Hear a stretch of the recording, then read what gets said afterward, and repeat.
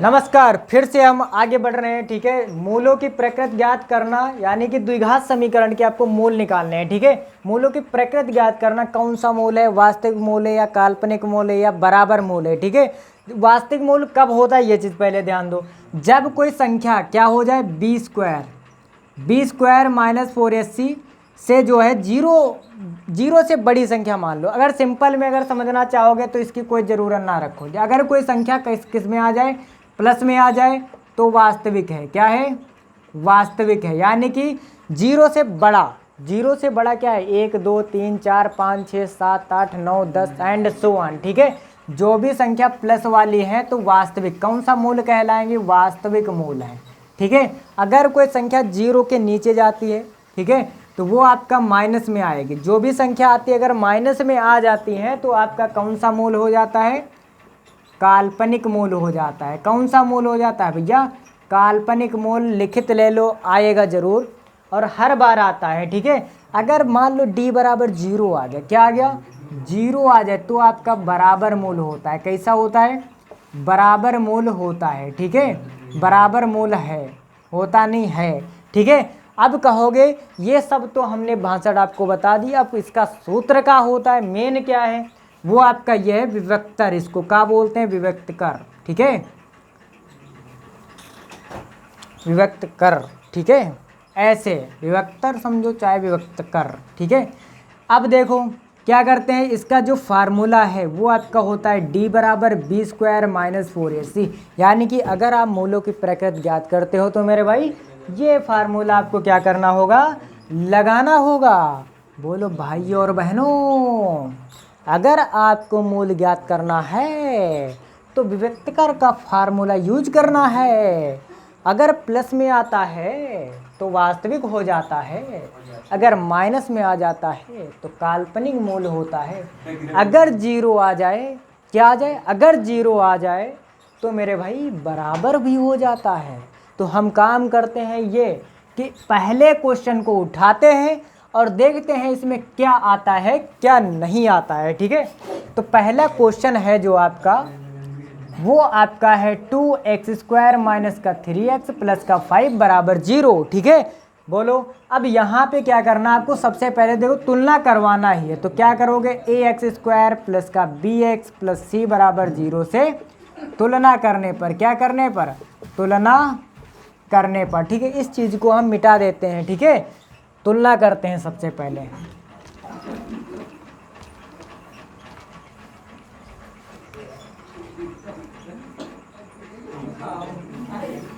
तुलना करने पर, ठीक है, सबसे पहले जब आप तुलना करोगे तो a बराबर आपका आ गया 2, जो x का गुणांक होता है वो a हो गया। ठीक है, और इसके बाद b बराबर हो गया माइनस का 3 और c बराबर हो गया आपका 5। ठीक है, अब क्या करते हो, विभक्तकर से लिखते हो, किसको, विभक्तर।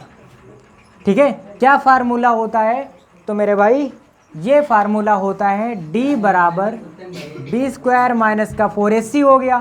ठीक है, अब क्या करते हैं, अब आपको क्या रखना, वैल्यू रखना है, यानी कि d की वैल्यू निकालना है, बाकी सबकी वैल्यू दी हुई है। ठीक है, तो d बराबर आपका क्या हो गया, -3 का क्या हो गया, स्क्वायर हो गया। 4 इंटू ए कितना है, तो आपके पास ये 2 दिख रहा है, और c कितना है, तो आपका 5 है। ठीक है, और d बराबर 3 का स्क्वायर माइनस माइनस प्लस हो जाएगा, तो 3 का स्क्वायर 9 होता, 4 दूनी 8, 8 पंचे कितना हो गया, 40 हो गया। ठीक है, अब 40 से बड़ा जो रहता है उसी का चिन्ह लगता है। ठीक है, तो 40 से जब 9 आप घटा दोगे तो कितना आ गया भैया, 31 आ गया। यानी कि d बराबर कितना आया, माइनस का 31 दिख रहा है उसमें।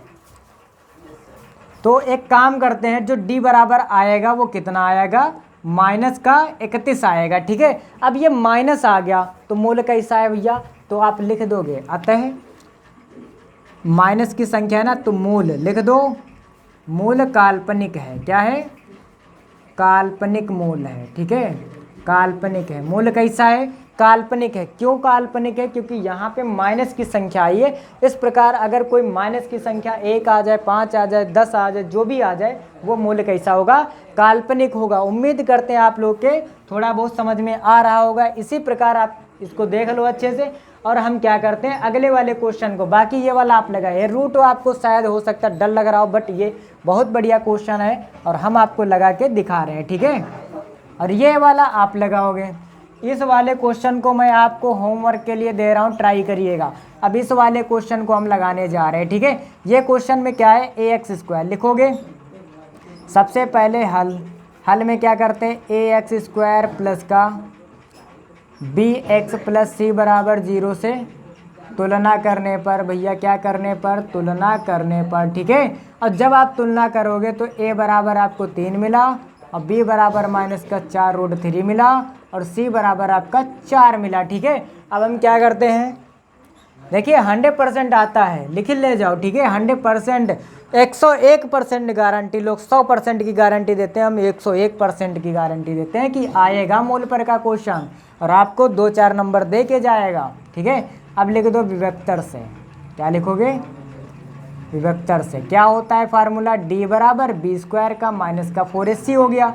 d की वैल्यू आपको निकालना है, किसकी वैल्यू, d की वैल्यू निकालना है। तो d बराबर क्या लिखोगे, b कितना है तो -4 और √3 का क्या हो गया स्क्वायर, -4 इंटू a कितना है आपका 3 हो गया, c आपका 4 हो गया, ठीक है। तो d बराबर, अब 4 का स्क्वायर करोगे 16, लेकिन अगर आप √3 का स्क्वायर करते हो तो 3 केवल बाहर निकलता है, तो 4 चक्कू 16 हो गया और ये आपका 3 हो गया। अब इधर 4 × 12, 12 चौक 48 हो गया, ठीक है। अब देखो ध्यान से देखो, 16 कितना होता है 48 और माइनस का 48, ठीक है। यानी कि दोनों सेम वैल्यू, और इस कंडीशन में अगर हम इनको काटते हैं तो आंसर आपका क्या आवत है भैया, तो 0 आ जाता है, ठीक है। ये आपका 0 आया, d बराबर 0 आ गया तो आपका मोल कैसा होगा, मोल कैसा होगा, तो मेरे भाई ये आपका कैसा मोल है, तो बराबर मोल है, कैसा मोल है, बराबर मोल है, ठीक है।